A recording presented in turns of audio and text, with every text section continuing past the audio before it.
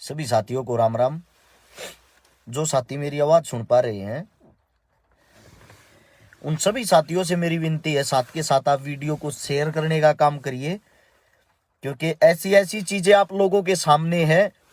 अगर आंख खोल कर देखोगे तो आप लोगों को राजनीति की आंख मिचौली का अच्छे से पता लग जाएगा। आप सभी साथियों से मैं हर्ष शिकारा बार बार आप लोगों के बीच आता रहता हूं। आप लोगों को, अपने भाइयों को समझाने की कोशिश करता हूं और साथ के साथ मेरे भाइयों को समझ आने की हो भी रही है।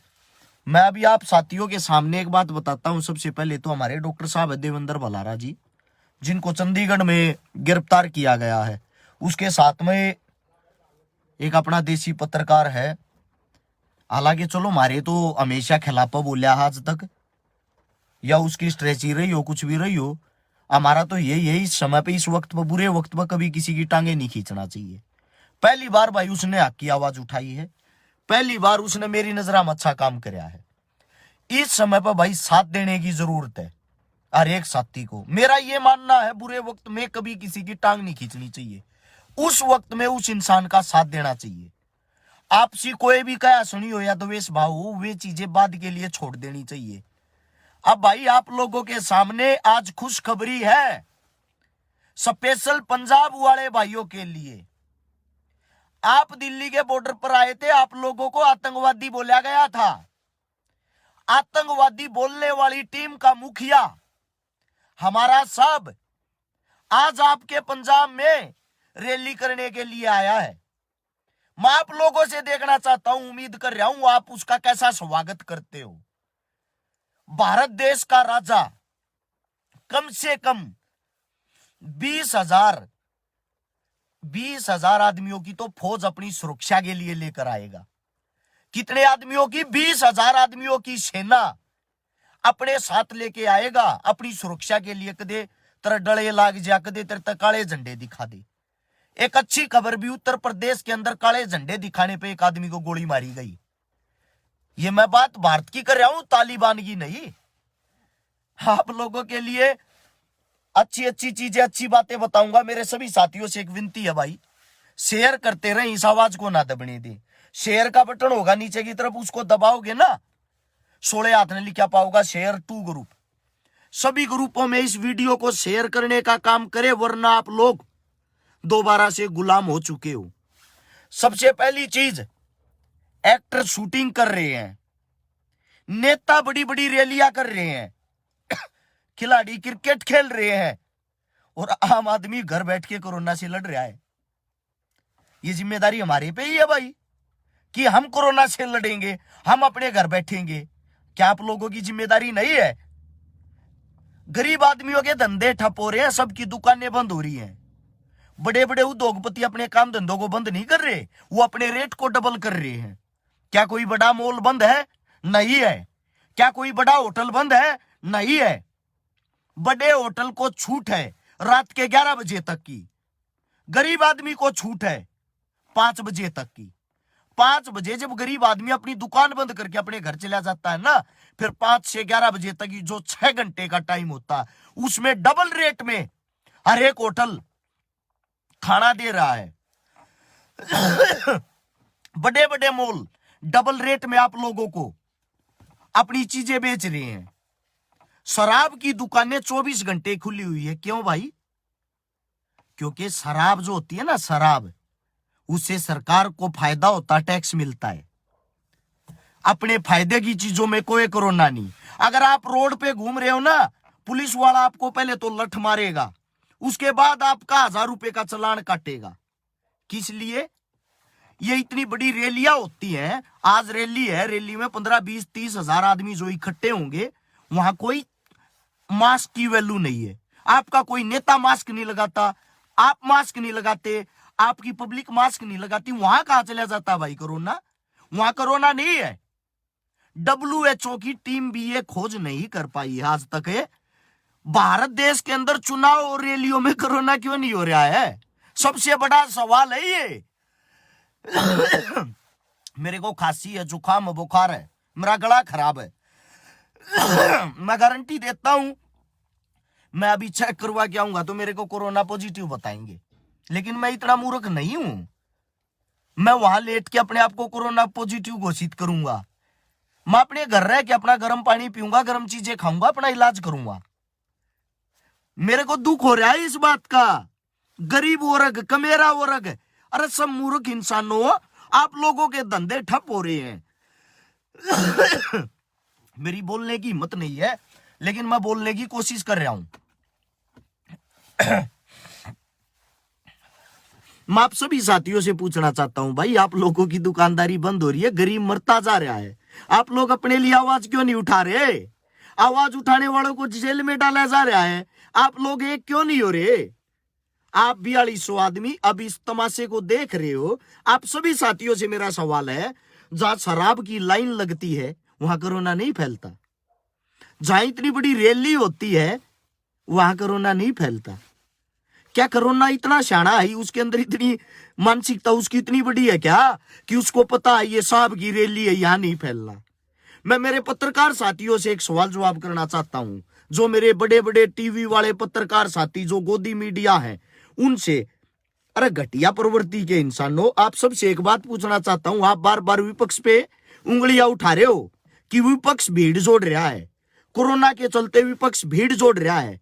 आपके हिसाब से बोल के होने वाले प्रचार पे रोक क्यों नहीं लगा देते? वह क्या अपनी ऐसी तैसी करवाएंगे? उसके बाद वह क्या अपनी ऐसी तैसी करवाएंगे? कहां से कर लेंगे रैलियां? अरे एक काम विपक्ष करेगा, पक्ष किस लिए बनाया था भाई?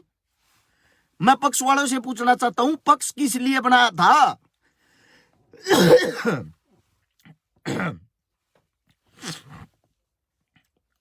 एक सबसे बड़ी बीमारी आप लोगों के सामने, पूरे चुनाव की हर एक वीडियो सुनता हूं, जितना भी चुनाव चल रहा है ना उसके अंदर हर वीडियो सुनी, एक भी चुनाव में शिक्षा की, स्वास्थ्य की, नौकरी की, रोजगार की कोई भी बात नहीं।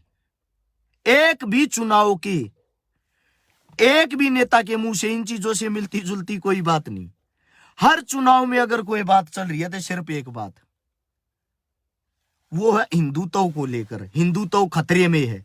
मैं आप सभी साथियों से पूछना चाहता हूं भाई, इस सरकार को 7 साल आए हो चुके हैं, क्या इन 7 सालों से हिंदुत्व खतरे में ही चल रहा है? सरकार आपकी, टीम आपकी, हिंदुत्व को उठाने वाले आप लोग, खतरा किसको है भाई?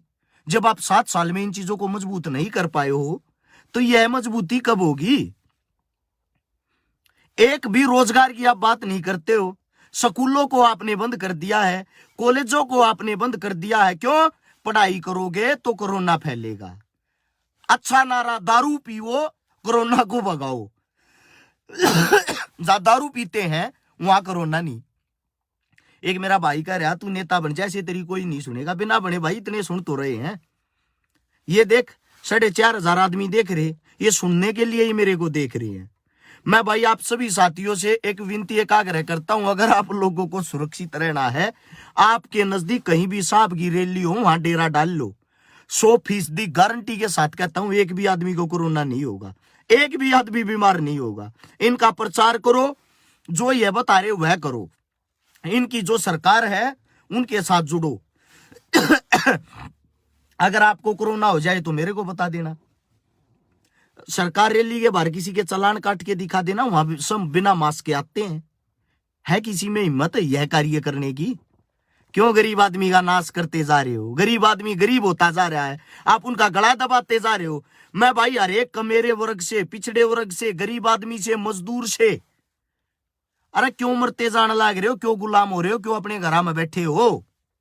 इकट्ठे हो और विरोध करो इस मास्क का, और विरोध करो इस बीमारी का। अपने घरों से बाहर निकलो, मैं गारंटी के साथ कहता हूं आपका भाई सबसे आगे मिलेगा। आपका भाई सबसे आगे मिलेगा। बाहर तो निकलो घर से, एक आवाज तो उठाओ। सबसे पहले मैं मेरे सोनीपत के वासियों से कहना चाहता हूं, फिर मैं हरियाणा के वासियों से, फिर पूरे भारत देश से कहना चाहता हूं यह बातें। कब तक आप लोग गुलाम होते रहोगे? यह लड़ाई आप लोगों को लड़नी पड़ेगी, आपके हक की लड़ाई है। आप लोगों को मानसिक गुलाम बनाया जा रहा है और आप लोग बनते जा रहे हो।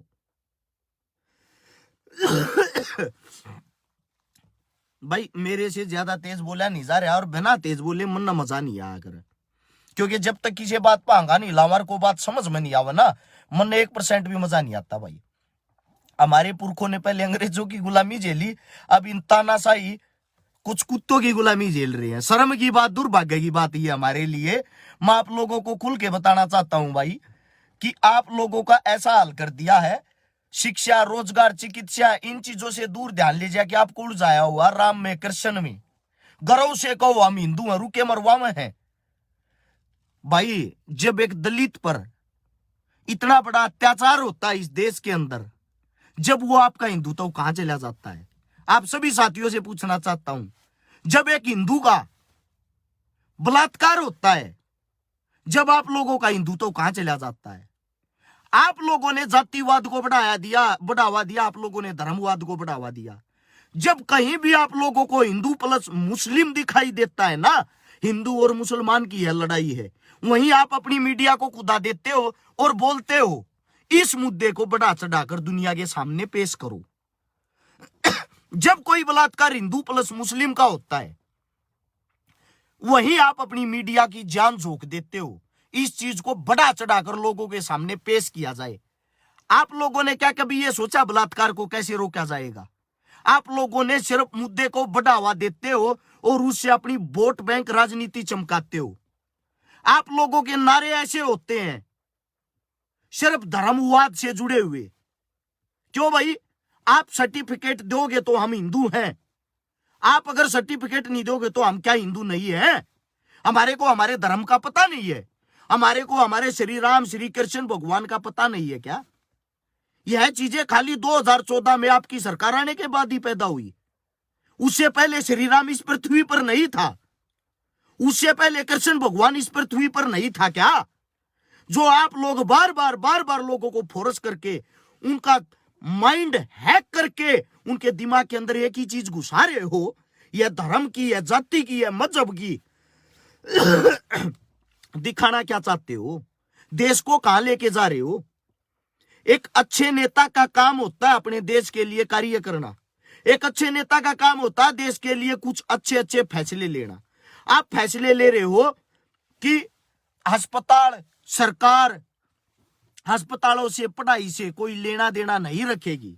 सरकार लेना देना रखेगी शराब से, सरकार लेना देना लगेगी लोगों को आपस में लड़ाने झगड़ाने से, सरकारें लेना देना रखेंगी अपने कार्यकर्ताओं से। इनसे अलग आप लोगों का ध्यान कहां है?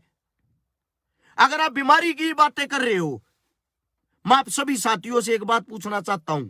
दिल्ली के अंदर शादी में सिर्फ 20 आदमियों की छूट है, 20 आदमी आ सकते हैं, उससे ज्यादा नहीं। अब उत्तर प्रदेश में चुनाव है, उसी से यूपी का बॉर्डर लगता है भाई। दिल्ली से 20 कदम आगे चलते ही 200 आदमी शादी में आ सकते हैं। क्यों? क्योंकि यूपी में चुनाव है तो 200 आदमी आएंगे, 200 की छूट है। अब दिल्ली में इनकी सरकार नहीं है, केजरीवाल की सरकार है, तो दुश्मन की कमर तोड़ने की कोशिश हमेशा रहती है, पार्टी कोई हो। वहां 20 आदमी आ सकते हैं। ऐसा ड्रामा क्यों करते हो? क्या कोरोना पागल हो रखा है? उसको इतना पता है दिल्ली में ज्यादा हैवी है, यहां 20 आदमी आएंगे। बॉर्डर कूदते ही उत्तर प्रदेश में 200 आदमी आएंगे। अरे क्यों ड्रामा कर रहे हो यार? अपनी एक पार्टी चमकाने के लिए, अपनी एक राजनीति चमकाने के लिए इतना बड़ा खिलवाड़, इतना बड़ा ड्रामा। मैं आप सबसे पूछना चाहता हूं, भर्ती कैंसिल पे कैंसिल, कैंसिल पे कैंसिल। हमारे हरियाणा में खासकर बेरोजगारी में आप सभी को शुभकामनाएं। हरियाणा प्रदेश पहले नंबर पे आ गया, नहीं पता होगा ना इस बात का। बेरोजगारी में नंबर 1, भर्ती रद्द कराने में नंबर 1, पेपर लीक होने में नंबर 1, काले काम करवाने में नंबर 1। गर्व से कहें या बेशर्मी से कहें, मैं मेरे हरियाणा की बातें कर रहा हूं। ये अगर हम सवाल जवाब करें, हमारे को अंदर डाल देते हैं, कोई केस लगा देते हैं, कुछ भी।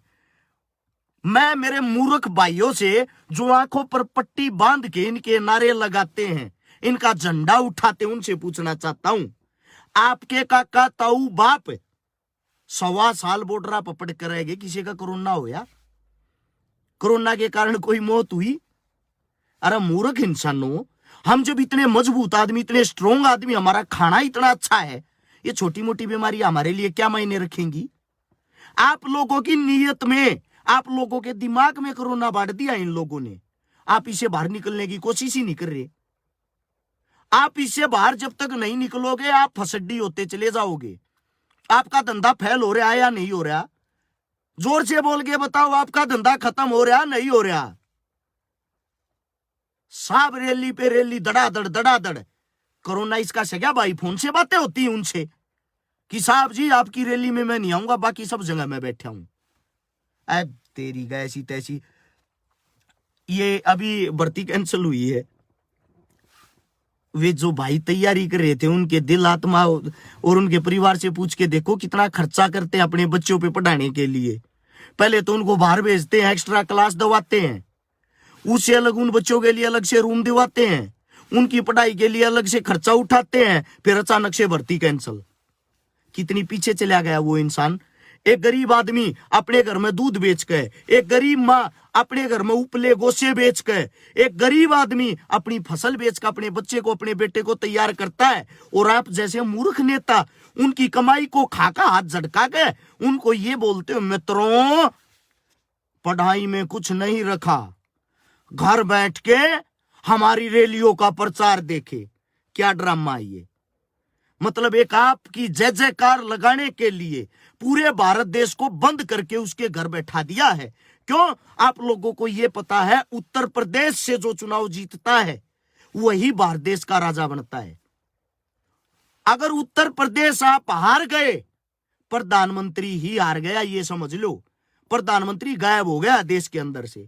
इसी चीज पर आप लोगों ने इतना जोर लगा रखा है कि उत्तर प्रदेश में चाहे मर्जी जो हो जाए, उत्तर प्रदेश हमें हारना नहीं है। कोरोना की ऐसी तैसी, भारत देश की ऐसी तैसी, शिक्षा स्वास्थ्य की ऐसी तैसी, कोई बाढ़ में जाए, हमें कोई भी चाकू चलाना पड़े, हमें हर हाल में झूठ बोल के या सच बोल के यूपी जीतना है। और आप इतने मूर्ख आदमी हो, उसी जय जयकारे में, उसी चीजों में फंसे हुए हो। मैं आप सभी साथियों से कहना चाहता हूं, भाई स्कूल वालों से, कॉलेज वालों से, भाई स्पोर्ट्स पर्सन से, और भाई जितने भी मेरे साथी काम धंधा करने वाले, सबसे एक बात कहना चाहता हूं, घरों से बाहर निकल लो मेरे भाइयों। हाथ जोड़ के विनती है इन घटिया सरकारों के खिलाफ। पक्ष हो या विपक्ष, इनका काम यही होता है, यही ड्रामा करना। देश का भट्ठा गोल करके धर दिया इनने। जब तक थारे बालक आगे नहीं आऊंगे, पढ़ा लिखा तबका आगा का आवाज नहीं उठावेगा, आप लोग आगे नहीं बढ़ सकते। एक पढ़े लिखे इंसान डॉक्टर देवेंद्र भलारा ने आवाज उठाई, उसको चंडीगढ़ पुलिस ने पकड़ रखा ऐसे जैसे वो बहुत ही बड़ा आतंकवादी है। हद होगी यार इस देश के अंदर। इतने बड़े इंसान ने इतनी बड़ी बड़ी बातें बोली, लाख लाख रुपया की एक बात बोल रहा है कि, और मैंने तो चैलेंज कराया था, अब भी उस चैलेंज को एक्सेप्ट करने वाला कोई पाया ही नहीं है। कदे मेरा फोन नंबर नहीं मिल रहा हूं, मैं दोबारा से बताता हूं, 839 88 88 901 मेरा फोन नंबर है। अगर किसी को बीमारी है, कोविड या इससे रिलेटेड कोई भी, और ये कहता है खतरनाक बीमारी है, मैं बेड शेयर करने के लिए तैयार हूं भाई। उस कमरे में मेरे को बंद कर दो, मेरा कोई भी इलाज नहीं करवाएगा, कोई भी डॉक्टर मेरे को सुई नहीं लवाएगा, ना ही आप लोगों की दवाई चाहती। सबके सामने कैमरे लगा और उस कमरे को लाइव चलाना, मैं देखता हूं मेरी मौत होती या नहीं। अगर मेरी मौत होती है, मेरी मौत का स्वयं जिम्मेदार मैं हूंगा। आपकी एक भी दवाई नहीं लूंगा, इस चीज की गारंटी है। कमरे से बाहर नहीं जाऊंगा, आपसे अलग कुछ खाऊंगा नहीं, वहीं लेट के वही नॉर्मल चीजें खाऊं पीऊंगा। अगर यह बीमारी सच में है तो मेरे चैलेंज को एक्सेप्ट क्यों नहीं करते? मेरे चैलेंज को एक्सेप्ट करो और एक्सेप्ट करके मेरे को मार के सबके सामने ये दिखाओ सच में कोरोना है। अगर सच में कोरोना है तो इस चीज को एक्सेप्ट करने वाली सरकार या ये पत्रकार अभी तक क्यों नहीं मिल रहे? शायद यह वीडियो उन तक पहुंच नहीं रही। मैं मेरे सोशल मीडिया वाले सभी साथियों से अरज शिकारा हो सवास में कह रहा हूं, भाई इस चैलेंज को एक्सेप्ट करवाओ, इन तक यह वीडियो पहुंचाओ कैसे न करके। शेयर का बटन नीचे की तरफ होगा, उसको दबाते रहो। 16 हाथ ने लिखा, अगर शेयर 2 ग्रुप 10-10 20-20 ग्रुपा में शेयर करके इसको आगे पहुंचाओगे तभी तो इन मूर्ख इंसानों तक यह वीडियो पहुंचेगी। यह जो देश के युवाओं को खा गए, देश की नौकरियों को खा गए, देश के गरीबों को खा गए, देश के किसानों को खा गए, देश के हर एक पिछड़े वर्ग को खा गए, लोगों को इन्होंने मानसिक गुलाम बना दिया। इनको अगर कोई चीज दिखाई देती है तो सिर्फ इनका चुनाव और हिंदू मुस्लिम, किसी को यहां किसी से कोई द्वेष भाव नहीं है। अगर कहीं लड़ाइयां होती हैं तो उस मुद्दे को तुल यह इंसान देते हैं, उस मुद्दे को बड़ा यह इंसान बनाते हैं। आपको भाई से भाई को लड़वा रहे हैं, आपको आपके भाई से लठ मरवा रहे हैं। कोई भी पुलिस प्रशासन ये नहीं चाहती हम किसी का चालान काटें, कोई भी पुलिस प्रशासन ये नहीं चाहती लोग घरों में रहे। मजबूर हैं वो इंसान, इन लोगों ने मजबूर कर रखे हैं। हमने बातें भी की है ऑन द रोड, हमने पूछा भी है भाई साहब कोरोना है या नहीं है। बोला भाई के करा, सरकार के ऑर्डर है, मजबूरी हमारी। मैंने हरियाणा के उप सीएम जिसको बोलते हैं श्रीमान दुष्यंत चौटाला जी, उनकी हर एक एक चीज देखता हूं डेली, उसके पेज पे जाके देखना, खुद वो पोस्ट शेयर कर रहे हैं। एक जगह भी उन्होंने मास्क लगाया हो, उनके आसपास के सिक्योरिटी गार्डों ने मास्क लगाया हो, उनके आसपास खड़ी जनता ने मास्क लगाया हो। जब आप लोगों को ही कोरोना से खतरा नहीं है, जब आप लोगों को ही मास्क हटाने से कोई बीमारी नहीं छूती, हमारे को कैसे छूलेगी भाई? मेरी बातों को समझने की कोशिश करो। और जब कोरोना इतना भयंकर विकराल रूप ले रहा है आप लोगों की नजरों में, हम भी अपने घर बैठ जाएंगे। एक काम करो, सबसे पहले जो आपकी ये चुनावी रैलियां और इनको बंद करो। और मैं मेरी मासूम जनता से भी एक बात कहना चाहता हूं, सबसे बड़े मूर्ख आप हो यार।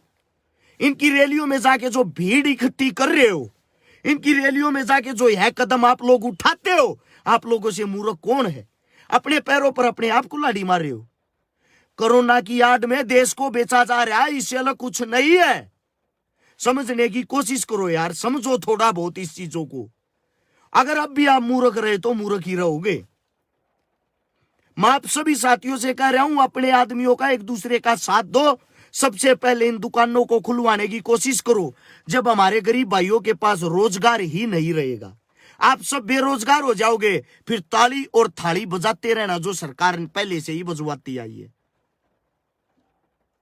मुझे घिन आती है अपने भाइयों से, आप पढ़े लिखे होकर मूर्खों वाली चीजें कर रहे हो।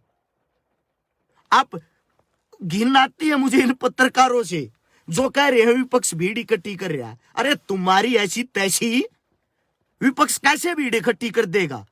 जब पक्ष सीधा एक फैसला ले लेगा कि भाई कोई भी चुनावी रैली नहीं होगी, हम भी भीड़ इकट्ठी नहीं करेंगे। ऐसा है, अगर आपकी सरकार ने इतने अच्छे काम किए ना, मैं गारंटी से कहता हूं अपने घर बैठ के और ऑनलाइन लोगों के सामने प्रचार करो और ऑनलाइन चुनाव जीत के दिखाओ ना। ऑनलाइन आप लोगों ने पढ़ाई करवा रखी है, शिक्षा ऑनलाइन करवा रहे हो, ऑनलाइन आप चुनाव जीत के दिखा दो। एक भी रैली में मत जाना, आपके तो पैसे बचेंगे, प्रचार का पैसा बचेगा, भीड़ इकट्ठी करने का पैसा बचेगा, और आपकी औकात का पता लग जाएगा कि आप लोगों ने सच में कोई काम किया है। अगर आपकी मां ने दूध पिला, इस चैलेंज को एक्सेप्ट करके दिखाओ अपने घर बैठ के अपने फोनों से। जैसे हम लाइव आए हुए हैं ऐसे ऑनलाइन प्रचार करके वोट लेके दिखाओ, आपको ये पता लग जाएगा आपकी बातों में कितनी सच्चाई, कितना दम है। सब fake, A to Z fake. इनको सिर्फ हर दिन किसी न किसी चीज की बधाई देने के बहाने से बैनर छपवाने हैं, लोगों को इकट्ठा करके उनको दारू पिलवानी है, अपने जय जयकारे के नारे लगवाने हैं। अपने पत्रकारों की जेबें ठूस ठूस के भरी हुई है। प्रचार में कहीं भी ये मत दिखाना हमारी पार्टी कमजोर है। प्रचार में लोगों के दिमाग में यह बातें घुसा दो कि कोरोना तो आप लोगों को जान से मार देगा, घर से बाहर निकले, घर बैठो। इनका काम है लोगों को घर बैठा के, और इनकी जो पेड टीमें हैं, जो इनके पेड पत्रकार हैं, उनकी द्वारा बनावटी बातों से यह दिखाना हमारी सरकार एक तरफा जीत रही है। लोग क्या करेंगे? 70% ऐसी जनता है जो हमेशा जीत में वोट गिरना पसंद करती है। जब आप लोग घर में बैठ जाओगे, इनकी बातें सुनोगे ना, आपको लगेगा तो सच में जीत रहे हैं एक तरफा। वही 70% फिर जीत में वोट गिरना पसंद करते हैं। जैसे कि अब की बार इनका नारा था हमारे यहां पे हरियाणा में, अब की बार 75 पार। लोगों के अंदर एक डर था, लोग यह सोच रहे थे सरकार 75 कह रही तो 75 आऊंगी पक्का, पत्रकार 75 कह रहे तो 75 आऊंगी पक्का। ऐसे ऐसे करके कैसे भी करके जोड़ तोड़ के गिर पड़ के सरकार बना गए। अगर सच्चा पत्रकार सच्ची खबर दिखाता ना, इनकी 20 सीट नहीं आती। दुनिया इनसे इतनी भरी हुई है, हरियाणा इतना छक्या हुआ है, 20 सीट आनी मुश्किल थी। लेकिन आप लोग सच्चाई को एक्सेप्ट ही नहीं कर रहे, पता नहीं क्यों। हो सकता है भाई हमारे समझाने में कोई फर्क रहा हो, हम ही आपको समझाने में कोई गलती कर रहे हो। लेकिन अब मेरे साथियों, घरा में चुप बैठने का फायदा नहीं है रे। जैसे किसाना ने, हम सब ने मिलकर जो आंदोलन करया, न्यू कहते झोंको कोन्या झोंकाया ना, और बात भी मनाई, लठ दे का मनाई। मान जाओ एक बार फिर खड़े हो लो, ये इस बात ने भी मानेंगे साची में कोरोना को छुना हम तो थारा बेवकूफ बना रहे थे, खुद यह बात कहेंगे। ये एक बार अपना दम खम दिखाने की जरूरत है मेरे साथियों। समझो आप बात को, मेरी बात समझ में आई हो तो आगे शेयर करने का कार्य करना। और भाई एक होकर एक बार आवाज उठाओ, एक बार इस चीज को हर शहर में, हर जिले में, हर गांव में इस वीडियो को पहुंचाओ, ताकि सब घरों से बाहर निकल के इन चीजों का विरोध करें। अगर 10 जगह भी इन चीजों को लेकर विरोध होता है ना, मैं गारंटी देता हूं दोबारा से आंदोलन 3 दिन के अंदर खड़ा हो जाएगा। और भाई अगर केस लगता है, पिटने छितने की बात आवे है, केस लगवाने की बात आवे, सीधा मेरा नाम ले दियो। अगर अस्यकारा ने कही थी मारते तो न्यू न्यू कर दो, केस लाना उसका लाओ, समझे। मैं अपने आप ही भाई मैं तैयार हूं केस लगवाने को भी, अंदर जाने को भी, पिटने को भी, लूटने को भी, जो भी बात है। लेकिन आप लोग समझने की कोशिश करो, इन भोले भाले इंसानों का धंधा रोजगार खत्म होता जा रहा है, गरीब आदमी और गरीब होता जा रहा है, उनको बाहर निकालना जरूरी है, उनके अंदर हिम्मत बढ़ाना जरूरी है। शायद मेरी बात आप लोगों को समझ में आई होगी। आगे से आगे इस वीडियो को शेयर जरूर करना, और दिल की गहराइयों से सलूट आप भाइयों को जो इतना प्यार मान सम्मान दे रहे हो। हर रोज प्रोग्राम में रहेंगे, 2 दिन से ज्यादा तबीयत खराब थी, अपने घर लेटे थे भाई 2 दिन से। सभी साथियों को राम राम, जय हिंद, प्यार प्रेम अपना बनाए रखें, इनके पत्रकारात इनकी बातें दूर रहो, अपना जीवन जीवो, अपना काम करो। राम राम सभी साथियों को।